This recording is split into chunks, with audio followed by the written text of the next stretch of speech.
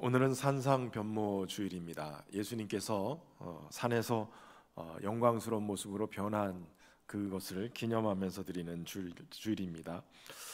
주는 그리스도시요 살아계신 하나님의 아들이십니다 라는 베드로의 신앙 고백을 듣고 예수님은 자신이 이제 예루살렘에 가서 장로들과 대제사장들과 서기관들에게 많은 고난을 당하고 십자가의 죽임을 당하고 제3일에 살아날 것을 비로소 말씀하십니다. 이것을 막는 베드로를 꾸짖으시고 참된 제자가 되기 위해서는 자기 십자가를 지고 자기를 부인하고 주님을 따를 것을 말씀하시죠. 이 말씀을 하시고 엿새 후에 예수님은 제자들과 함께 높은 산에 오르십니다. 그리고 그곳에서 변형돼서 주님의 영광을 나타내시죠. 오늘 이 변화산의 이야기가 예수님이 누구신지를 보여주고 있는데, 오늘 예수님이 누구신지 또 이 사건의 의미가 무엇인지 함께 말씀을 통해 살펴보겠습니다. 우선 첫 번째는 주님의 변형은 주님의 영광과 장차 받으실 영광을 보여준다는 것입니다. 그동안 제자들은 예수님을 따라다니면서 여러 가지 기적을 보았습니다. 수많은 병자들이 고침받는 것, 그리고 물고기 2마리와 떡 5개로 5,000명이 넘는 사람들이 먹는 기적의 이야기들, 각종 풍랑을 잠잠케 하시거나 또 권세 있는 말씀을 통해서 죄 많은 죄인들이 주께로 돌아오는, 회개하고 주께로 돌아오는 역사들을 목격하게 된 거예요. 그러나 정작 예수님의 이러한 사역에도 불구하고 그들은 예수님이 누구신지, 예수님의 본질을 제대로 파악하지 못했습니다. 앞에서 말씀드린 것처럼 베드로가 기가 막힌 신앙 고백을 하였지만, 그러나 예수님의 십자가의 길, 고난의 길을 얘기하니까 항변하여서 그리하지 말라고 그렇게 말리는 상황이 벌어집니다. 여기서 항변했다라는 뜻은 예수님을 꾸짖었다라는 얘기예요. 베드로가 예수님을 붙들고 꾸짖은 거예요. 마치 어린아이를 꾸짖듯이 그렇게 했다는 거예요. 예수님이 누구신지 고백을 했지만, 그러나 그것은 그저 하나님의 은혜로 된 것이고, 무지하고 한계를 가진 인간으로서의 이 제자들은 예수님이 누구신지 제대로 파악하지 못하고 있었다는 거예요. 예수님은 하나님의 구원 사역을 위해서 인간의 몸을 입고 이 땅에 오셨어요. 그러니까 인간의 몸 속에, 몸을 통해서 주님의 본질이 숨겨져 있는 것이죠. 그러나 오늘 본문에서 예수님의 정체가 드러납니다. 미국의 TV 프로그램 가운데 언더커버 보스라는 그런 프로그램이 있어요. 한 기업의 회장님이 여러 체인점 점포들이 많은데 그 중에서 변장을 하고 그 기업에 들어가서 취직을 하고 체험하는 프로그램입니다. 재미있는 것은 그가 그 회사의 회장이라는 것을 모르는 직원들이 그 앞에서 그저 어떤 사람은 갑질도 하고 못된 짓도 하고 회사를 욕하기도 하고, 근데 어떤 사람들은 그럼에도 불구하고 성실한 모습으로 어렵지만 열심히 살아가는 그런 모습들도 있는 거예요. 자신들 앞에 있는 이 허름한 노인이 자신들의 이 보스라는 회장이라는 것을 전혀 알지 못하고 그렇게 행동한 거예요. 근데 이 체험의 시간이 끝나고 회장이 다시 본사로 돌아가서 그때 함께 했던 그러한 직원들을 다 본사로 부릅니다. 그리고 나서 그 앞에 딱 나타나는 거예요. 자신이 회장이다, 정체를 밝히는 거죠. 그들 중에는 성실하게 일한 직원들에게 보너스와 여행권을 이렇게 선물하고 그동안 회사를 위해서 수고했다고 칭찬하는 일이 벌어져요. 근데 또 못된 짓 하고 있던 사람들 있잖아요. 그 사람들은 도리어 책망을 받고 또 어려움을 겪게 되는 겁니다. 이 모습을 보면서 깨닫는 거예요. 회장님이나 이 위장하고 함께하고 있으면 모르는구나.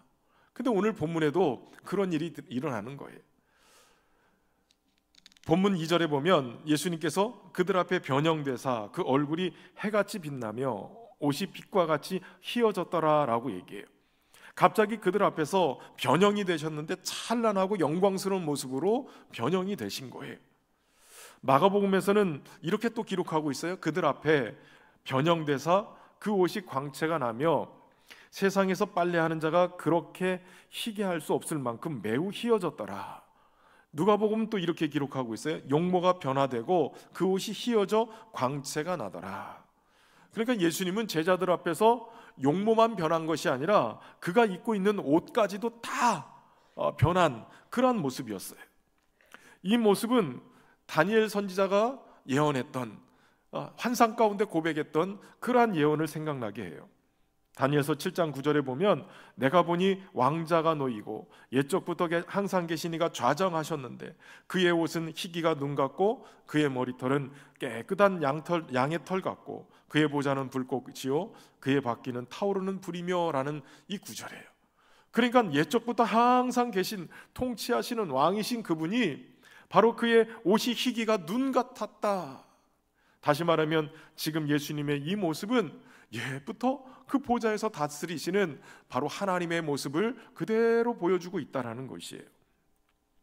특별히 여기서 변형이라는 표현을 썼는데 이 변형이라는 말은 메타모르포라는 단어인데, 이 메타는 변화를 뜻하고 모르포는 모양을 얘기하는데 겉모습을 얘기하는 게 아니라 본질을 얘기하는 거예요. 그러니까 변형됐다라는 이 표현이 우리한테는 되게 낯선데, 그런데 예수님이 제자들 앞에서 변한 것이 그저 모양이나 용모 정도가 변한 것이 아니라 그의 본질이 완전히 변했다는 거예요. 인간의 몸을 입고 이 땅에 오신 예수님은 아무리 능력을 행하고 기적을 행해도 인간의 모습을 그대로 보여줬어요. 그런데 오늘 본문에서 예수님의 이 변형은 그분이 단순히 인간이 아니라 바로 하나님의 아들, 그분이 곧 하나님이신 것을 드러내는 그런 본질적인 변형을 보여주고 계시다라는 거예요. 이것을 통해서 이 제자들은 예수님이 메시아이시구나, 하나님의 아들이시구나 라는 것을 알게 되는 것이죠. 여러분, 그렇다면 예수님은 언제 이렇게 변형되셨을까요?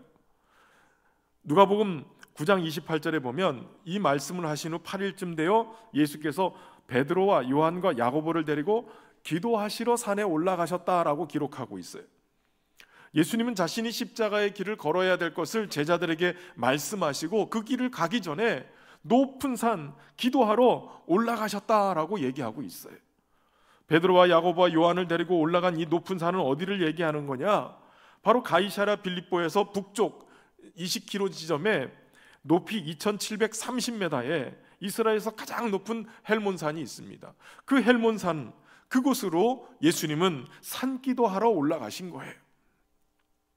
예수님은 항상 중요한 일을 앞두고 기도하셨어요. 여러분, 기도가 마치 높은 산을 오르는 것과 같아서 우리에게 있어서는 기도가 굉장히 어렵게만 느껴져요. 그러나 여러분, 기도는 하나님께 더 가까이 가게 만드는 능력이 있어요.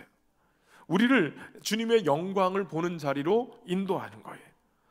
우리는 기도를 통해서 이 땅의 삶의 자리에서 영적인 놀라운 체험들을 하게 됩니다. 마태와 마가복음에서는 예수님의 모습이 변형된 것이 그냥 그들 앞에서, 제자들 앞에서 변형됐다라고만 기록되어 있는데 누가복음은 조금 달라요. 누가복음 9장 29절에 보면 이렇게 기록하고 있어요.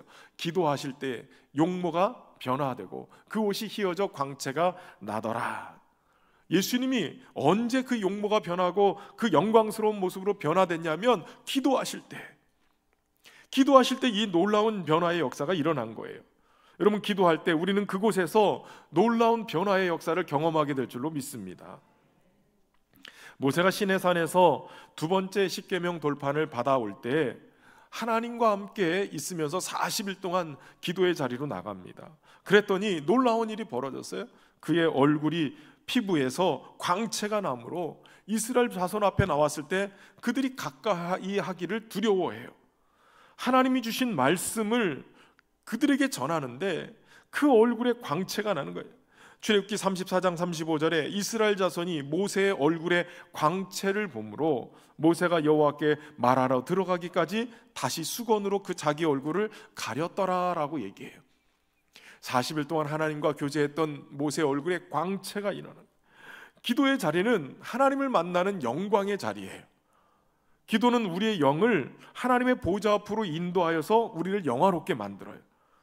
기도를 통해 하나님의 임재를 경험할 때 우리의 영혼은 그분의 영광을 머금게 되어져요. 그래서 기도 가운데 하나님과 깊은 사귐의 자리로 나간 우리의 영혼은 주님의 영광을 맛보게 될 뿐만 아니라 이것을 머금고 살아가는 인생이 되게 되는 거예요. 진정한 기도는 우리를 주님의 영광 앞에 두고 그 영광을 묻어나게 만드는 거예요. 옆 사람 한번 쳐다보세요. 주님의 영광이 묻어나 있는 인생인가? 여러분, 제대로 된 기도를 하면 영광스러운 주님이 우리 안에 주님의 영광을 묻혀주시는 거예요. 아니, 그냥 스며드는 거예요. 스며드는 거예요. 굳이 피부과 다니지 않아도, 비싼 기계나 화장품 쓰지 않아도 그냥 화이트닝이 저절로 되는 거예요. 얼굴에 그 주님의 빛이 비춰져서 우리로 하여금 하나님의 영광을 맛보게 만드는 거예요. 그러니까 우리 단지 나의 소원을 아뢰는 기도만 하지 말고 하나님의 임재를 구하는 기도를 하셔야 돼요. 하나님의 임재를 경험하면 우리의 영이 변하는 거예요. 영혼도 밝아지고 하나님의 영광의 광채를 머금은 인생이 되는 거예요. 빛의 자녀로 빛나는 인생이 될 줄로 믿습니다. 저 여러분이 올 한 해 이런 은혜를 누리며 살기를 주의 이름으로 축복합니다. 이 일 후에 예수님과 제자들은 산 아래로 내려갑니다.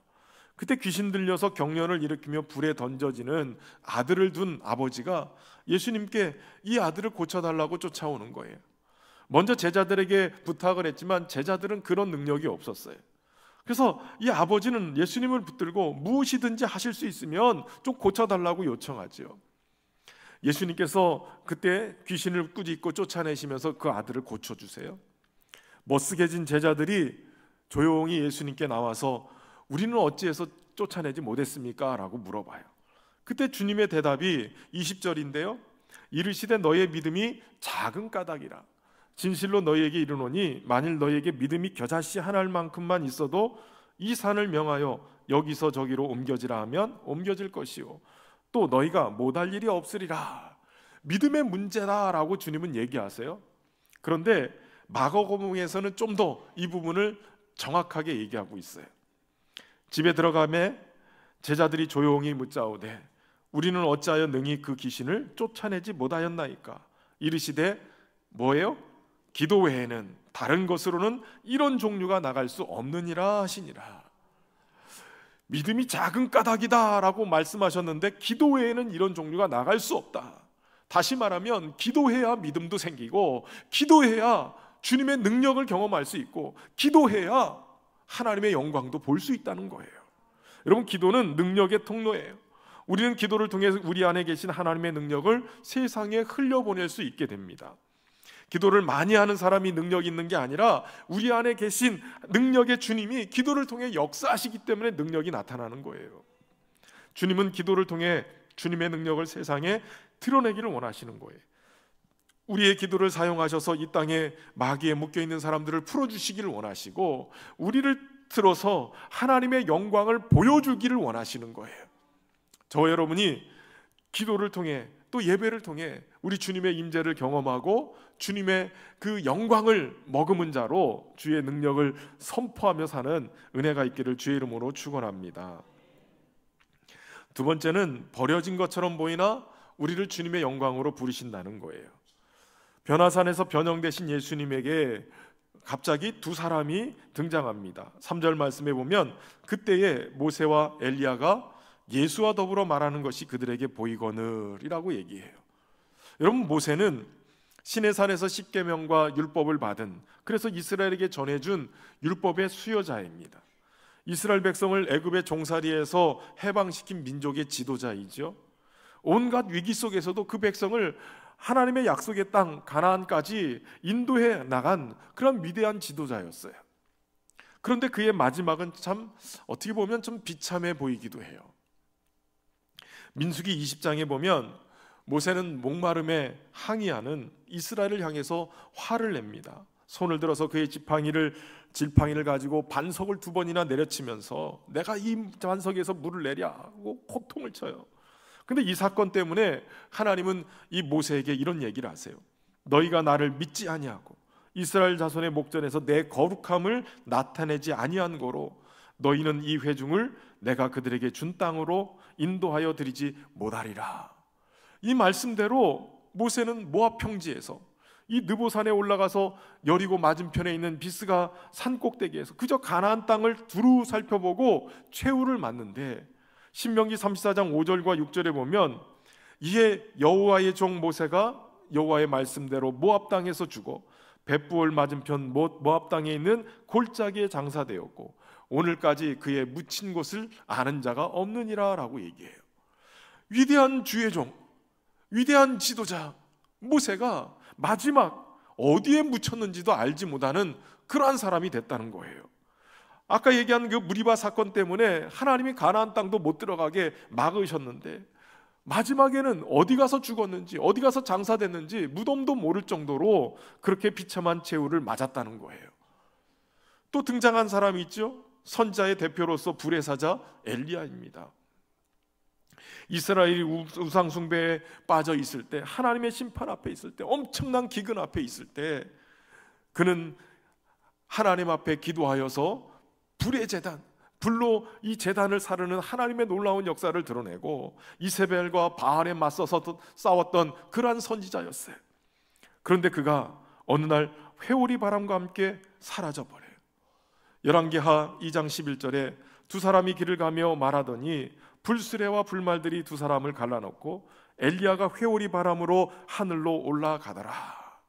많은 분들이 이 불수레를 타고 하늘로 올려졌다 이렇게 얘기하는데, 그냥 내용만 모르는 사람이 내용만 보면 그저 회오리 바람에, 토네이도에, 태풍에, 그냥 바람에 쌀려서 어디로 사라진지 모르는 거예요. 그러니까 끝을 알 수 없는 회오리 바람과 함께 사라진 거예요. 자칫 버려진 것처럼 보이는 거예요. 모세도 엘리야도 구약에서 자칫 버려진 것처럼 보이는 사람들이었어요. 그런데 오늘 본문에 보면 이 모세와 엘리야가 버려진 줄 알았던, 비참한 최후를 맞은 줄 알았던 이 모세와 엘리야가 변화산에서 영광스럽게 변한 예수님과 함께 만나는 것을 보게 되는 거예요. 만나서 왜 무엇을 했는가?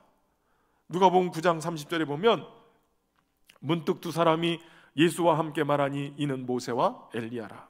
영광 중에 나타나 장차 예수께서 예루살렘에서 별세하실 것을 말할세라고 얘기하고 있어요. 두 분 다 인류의 구원의 여정의 중요한 시점에 나타나서 예수님과 십자가 대속의 죽음에 대해서 같이 상의하고 계셨다라는 거예요. 버려진 줄 알았는데, 비참한 최후를 맞은 줄 알았는데 가장 중요한 자리에 등장해서, 감춰졌던 그들이 등장해서 예수님과 함께 이 놀라운 구원의 역사에 참여하고 있는 것을 보게 되는 거예요. 사실 이것은 종말론적인 관점과 연결이 되어 있는데요, 하나님은 마지막 때에 모세를 일으키시겠다고 약속하셨고 선지자 엘리야를 보내서 그날을 준비시키겠다고 말씀하셨는데, 오늘 바로 이들의 등장은 주님의 날, 종말에 일어날 중요한 사건이 바로 여기서 일어나고 있다는 것을 알려주고 있는 거예요. 인류의 역사에 임하시는 여호와의 크고 두려운 날, 종말의 이 날이 바로 이 변화산 사건에서부터 시작되어져서 십자가 사건으로 앞으로 나타날 것을 말씀하고 있는 것이지요. 여러분, 버려진 줄 알았는데 버려진 것이 아닌 것은 예수님도 동일해요. 예수님도 십자가에서 버려졌어요.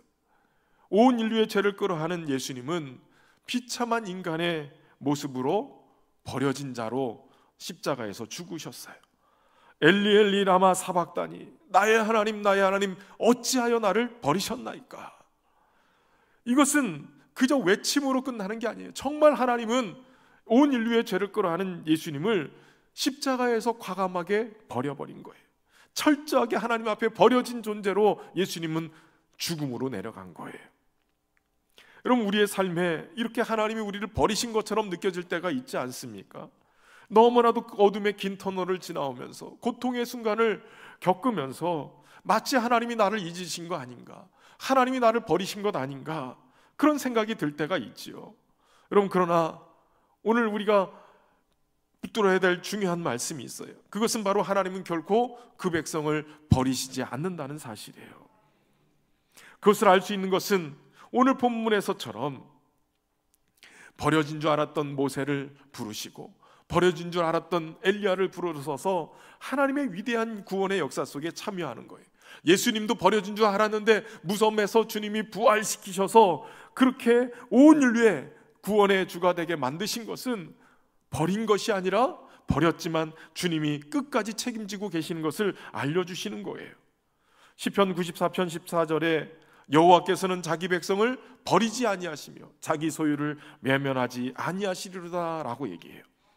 하나님은 결코 버리시지 않는 거예요. 하나님의 섭리를 단편적인 시각을 가진 우리는 잘 알 수가 없어요. 지금 당장에 버리신 것처럼 느끼지만 하나님의 위대한 계획 속에는 다 합력하여 선을 이루게 하시는 일인 거예요. 때문에 우리가 가져야 될 것이 있어요. 아무리 절망스러운 상황이라 할지라도 하나님의 사랑에 대해 절대 믿음을 가져야 된다는 거예요. 로마서 8장 38절에서 39절 함께 읽어보겠습니다. 내가 확신하노니 사망이나 생명이나 천사들이나 권세자들이나 현재일이나 장래일이나 능력이나 높음이나 깊음이나 다른 어떤 피조물이라도 우리를 우리 주 그리스도 안에 예수 안에 있는 하나님의 사랑에서 끊을 수 없으리라. 아멘. 세상의 어떤 것으로도 하나님의 사랑 안에서 우리를 끊을 수 없는 것이에요. 예수 그리스도로 인하여서 우리에게 확증하신 그 하나님의 사랑은 어떤 것으로도 끊을 수 없는 것을 여러분 믿으시길 바랍니다. 주님을 끝까지 붙드는 저와 여러분 되기를 주의 이름으로 축원합니다. 베드로 사도는 이날의 감격을 잊지 못했어요. 주는 그리스도시요 살아계신 하나님의 아들이십니다 라고 고백을 했지만 정말 십자가의 길이 무엇인지 하나님의 구원의 역사가 무엇인지 알지 못하고 막아섰던 그가 자신의 눈앞에서 변형된 예수님의 실체를 보는 그 사건은 어마어마한 충격적인 영적인 체험이었어요. 얼마나 충격적이었냐면 누가복음 9장 32절에 보면 이렇게 기록하고 있어요. 베드로와 및 함께 있는 자들이 깊이 졸다가 온전히 깨어나 예수의 영광과 및 함께 선 두 사람을 보았다라고 얘기하고 있어요. 여러분, 사도 베드로에게 있어서는 자신의 위치나 상황이 얼마나 귀한지 몰라요. 예수님의 수제자예요. 그런데 그가 깊이 졸다가 깼다는 얘기를 하고 있는 거예요. 누가에게 내가 그때 깊이 졸다가 정신 번쩍 차렸어. 근데 사실 이게 한 번은 아니잖아요. 겟세마네에서도 똑같은 일을 반복하잖아요. 기도만 하러 가면 조는 거, 예배만 드리면 조시는 것도 사실 은혜예요. 주님을 만나면 정신이 확 깨는, 온전히 깨나는 역사가 일어날 줄로 믿습니다. 제자들 입장에서는 창피한 일이에요. 그럼에도 불구하고 드러내놓고 내가 그때 깊이 졸았지만 주님의 영광을 만나면서 내가 정신이 온전히 깨어났다. 하나님의 영광을 본 것이 내 인생의 최고의 기쁨이고 최고의 감격이었다. 그 감격이 얼마나 큰지 베드로는 훗날 초대교회에 편지를 하면서 이런 고백을 하고 있는 거예요. 베드로후서 1장 16절에서 18절 같이 읽겠습니다. 우리 주 예수 그리스도의 능력과 강림하심을 너희에게 알게 한 것이 교묘히 만든 이야기를 따른 것이 아니요 우리는 그의 크신 위엄을 친히 본 자라. 지극히 큰 영광 중에서 이러한 소리가 그에게 나기를 이는 내 사랑하는 아들이요 기뻐하는 자라 하실 때에 그가 하나님 아버지께 존귀와 영광을 받으셨느니라.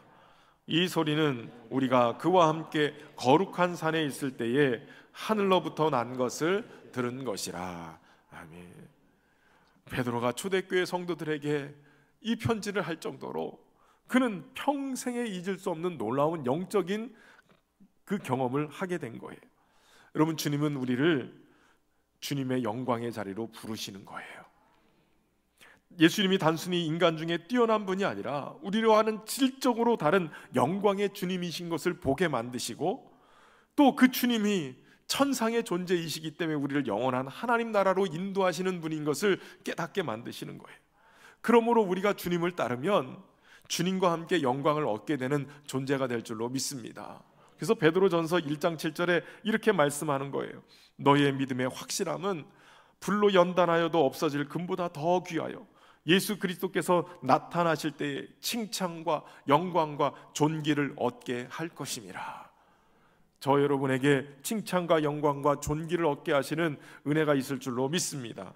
이 사실을 믿고 끝까지 충성하는 신실한 주의 종들 되기를 주의 이름으로 축원합니다. 마지막 세 번째는 하늘의 음성은 우리를 사명의 자리로 인도한다는 거예요. 제자들이 두려움을 느끼고 있을 때 그때 하늘의 음성이 제자들에게 확실하게 들려옵니다. 5절입니다. 말할 때에 호련히 빛난 구름이 그들을 덮으며 구름 속에서 소리가 나서 이르되 이는 내 사랑하는 아들이요 내 기뻐하는 자니 너희는 그의 말을 들으라 하시는지라. 이는 내 사랑하는 아들이요 내 기뻐하는 자니 라는 이 말 어디서 많이 들어본 것 아닙니까? 과거에 예수님이 세례 요한에게 세례를 받으시고 물 위로 올라오실 때 이 음성이 들렸어요. 마태복음 3장에 보면 예수께서 세례를 받으시고 곧 물에서 올라오실새 하늘이 열리고 하나님의 성령이 비둘기같이 내려 자기 위에 임하심을 보시더니 하늘로부터 소리가 있어 말씀하시되 이는 내 사랑하는 아들이요 내 기뻐하는 자라 하시는지라. 예수님께서 메시아로서의 공생애를 시작하실 때 그 초반에 바로 이는 내 사랑하는 아들이요 내 기뻐하는 자다라고 만물 가운데 하나님이 선포하셨어요. 그리고 오늘 변화산에서 예수님의 영광이 드러난 그 자리에서 동일하게 들린 거예요.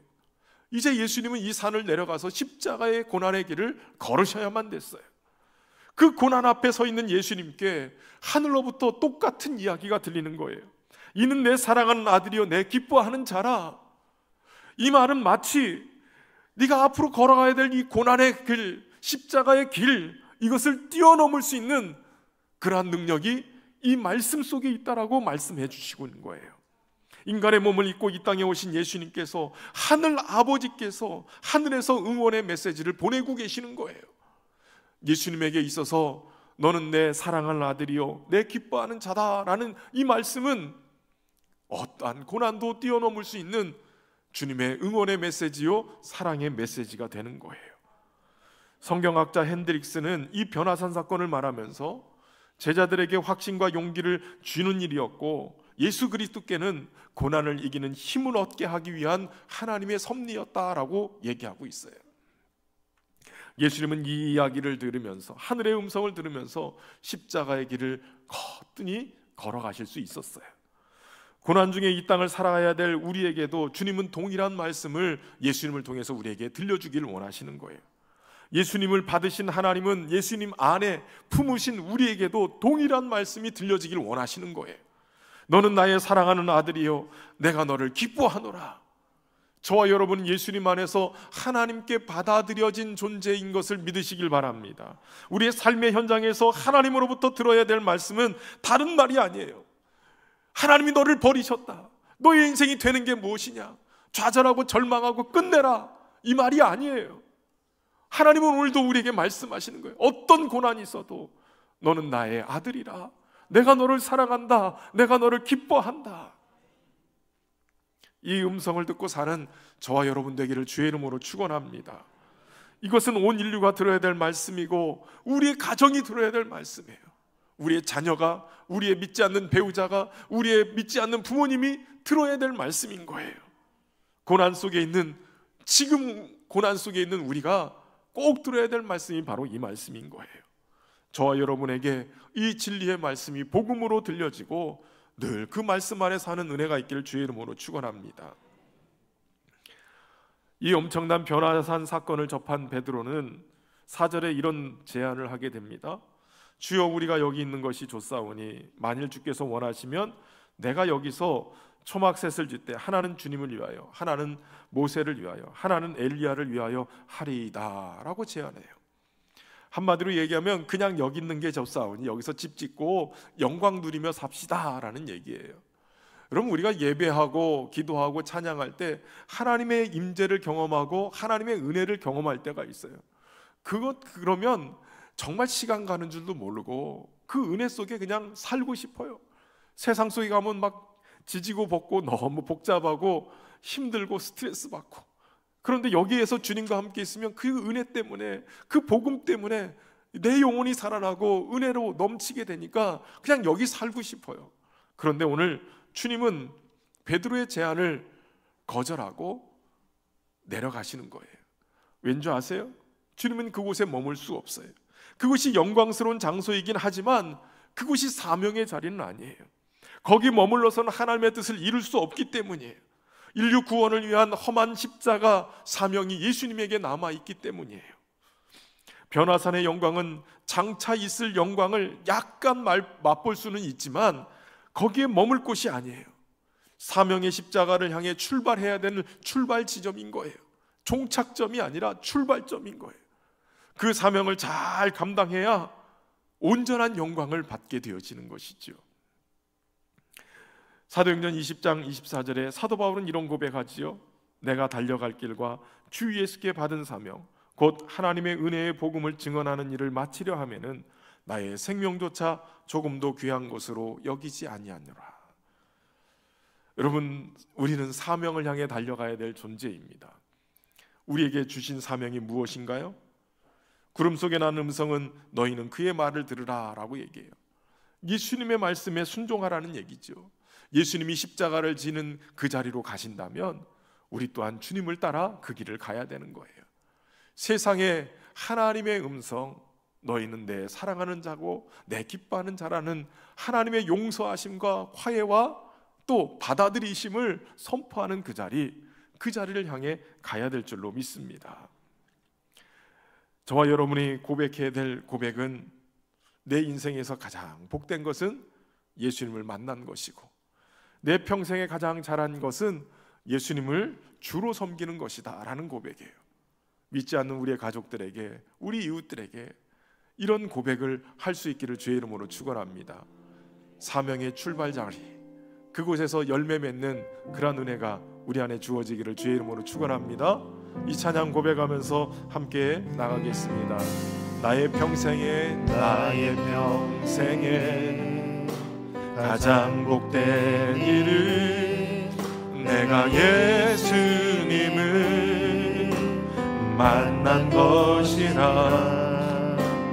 나의 평생에 가장 잘한 일은 내가 예수님을 주로 섬긴 것이. 이 세상 살 동안 내가 걷는 길이 때론 험하여서 넘어질 때도 주의 강한 손이 나를 붙드시니 나는 예수님만 주로 섬기며 살리. 나는 주를 섬기는 것에 후회가 없습니다. 내가 걸어온 모든 시간 다 주의 거네니 내가 걸어갈 모든 날도 주만 섬기며 살리. 오직 예수 이름 부르며 살아가. 나는 주를 섬기는 것에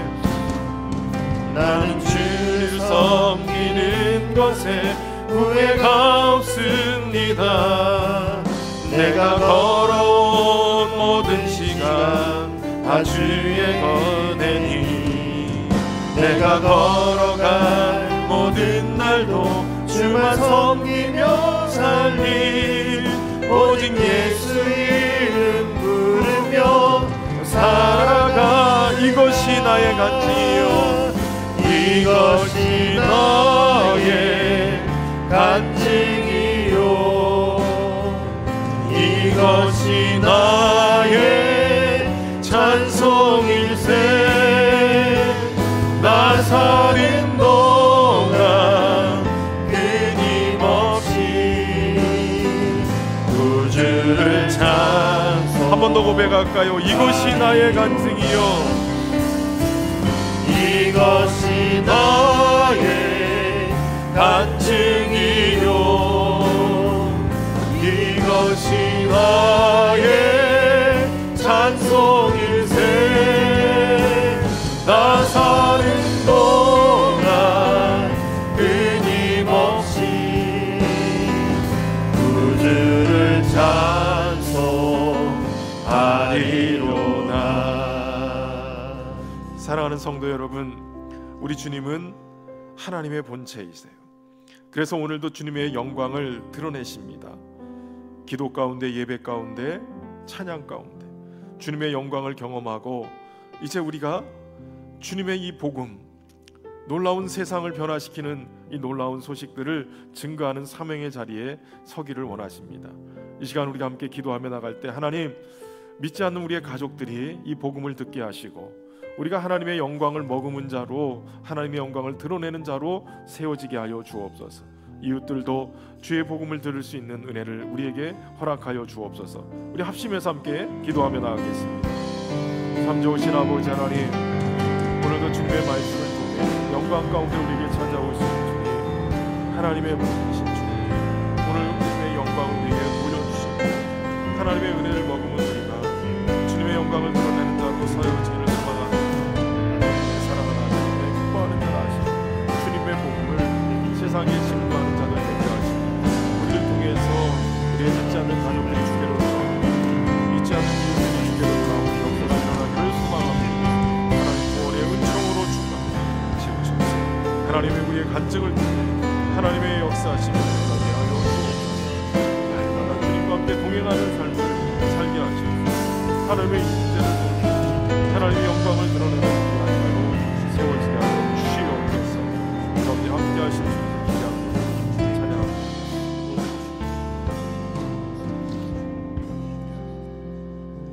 영광 가운데 우리에게 임하신 주님, 우리가 예배를 통해 기도를 통해 주님의 영광을 경험하고 그 영광을 머금은 자가 되기를 소망합니다. 그래서 우리의 믿지 않는 가족들이 우리 주님을 만나는 은혜가 있게 하시고 믿지 않는 우리 이웃들이 주의 복음을 듣는 은혜가 있기를 소망합니다. 우리의 평생에 가장 복된 일, 가장 잘한 일이 예수님을 주로 섬기는 것임을 증거하게 하시고 하나님이 하셨음이 우리의 삶을 통해서 드러나는 은혜가 있도록 축복하여 주옵소서. 우리의 삶 가운데 함께 하시는 주님을 의지하며 예수님의 이름으로 기도하옵나이다.